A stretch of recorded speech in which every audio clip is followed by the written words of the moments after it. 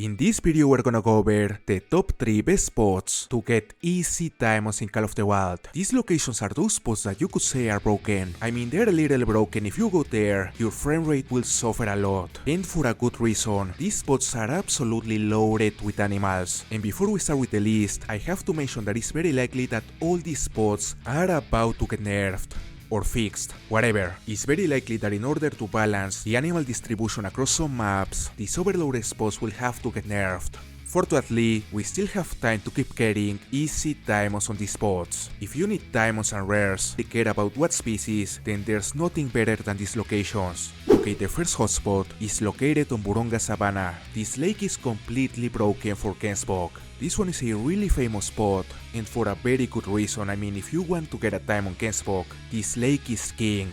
The chance of finding a big boy on this location is really high. There's also a good chance you find more than one on the same herd. It's just crazy as you can see, and as long as you come here at the Kensbok drink time, you'll find these huge herds. Okay, I joined this server, and of course I spotted a lot of Kensbok, including that big female. It definitely looks like it could be a diamond. It has those characteristic tall horns. Those are definitely tall enough to make diamond. We'll see. Okay, there's another one right there. Oh boy. If the other one was big, this one is probably a guaranteed diamond. There's no doubt about it. This one is definitely a lot bigger than the other one, so we're gonna shoot it right here. And that was a viral hit.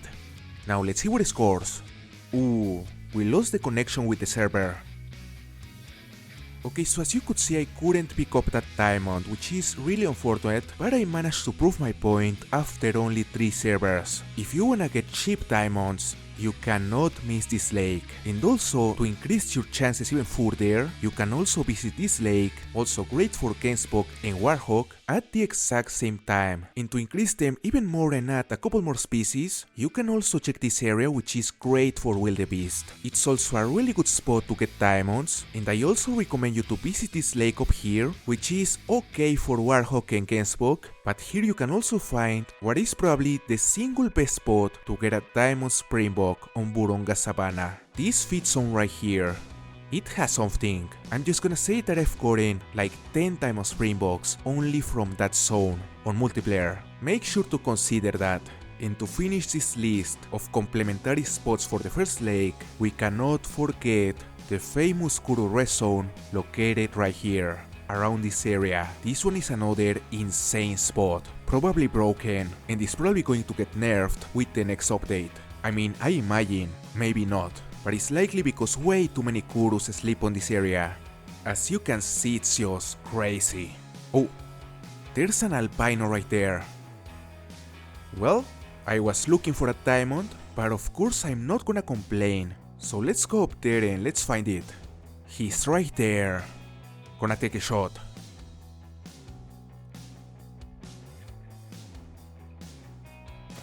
And he's down. We probably hit the heart. Okay, level 2 albino, not bad. Gonna take a picture, although he's not on the best position for that. But it doesn't matter. 118 silver. Nice albino Kuro. Now it's time for the next spot. This one is located on 4 colinas, and it is also super easy to get diamonds here, especially because here you can hunt one of the easiest diamonds to get on the entire game, which is the VCT Ibex. This is the best location to hunt VCT Ibex, and that also means that it's one of the best spots to get diamonds on the entire game. It's really easy to hunt this lake. There's an outpost really close.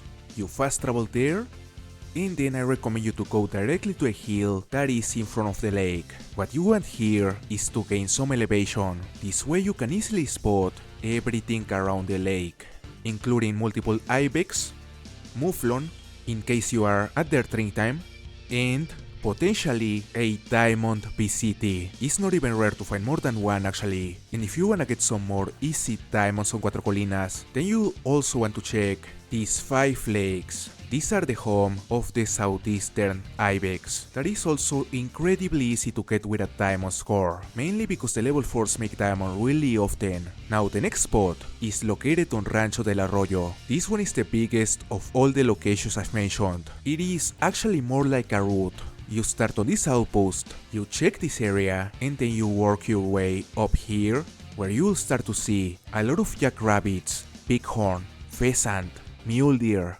coyotes, and also turkeys. All of these species in great quantities. This one is simply the best location on the entire map. The amount of animals here is insane, and this means that your chances of finding a diamond here are really high. Could be a diamond jackrabbit, a diamond turkey, mule deer. I got a diamond of every single of these species on this location, including the coyote and the pheasant. And well, of all the locations I've mentioned, this one is the one that I guarantee is gonna get nerfed with the next update. I mean, the amount of animals on this area is so big that it hammers the frame rate, making the game almost unplayable when you are close to this area, and in consoles, I think it is literally unplayable. So well, that's a big disadvantage, but if you manage to make this route without crashing, then you'll have a really high chance of finding something good. Also on Rancho del Arroyo there's another spot that is not gonna make it in the top, but still deserves to be mentioned. And that is the crater and this pond for Javelinas at night. Two great locations. As you can see, these are really small spots, and the amount of Javelinas that you can spot here is insane. It's crazy.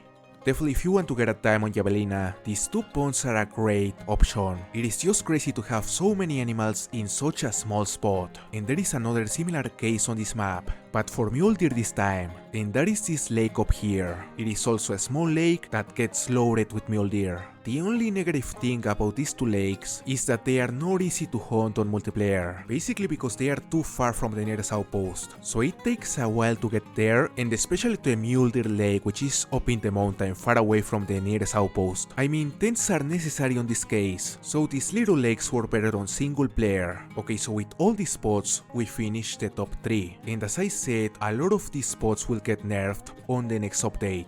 Essentially, to balance the animal population across some maps, this has the goal of improving the game performance. So in case you didn't know these spots, you still have plenty of time to visit them and get some easy diamonds. Now I'm gonna leave you in a small montage with some of the diamonds I've gotten on these spots.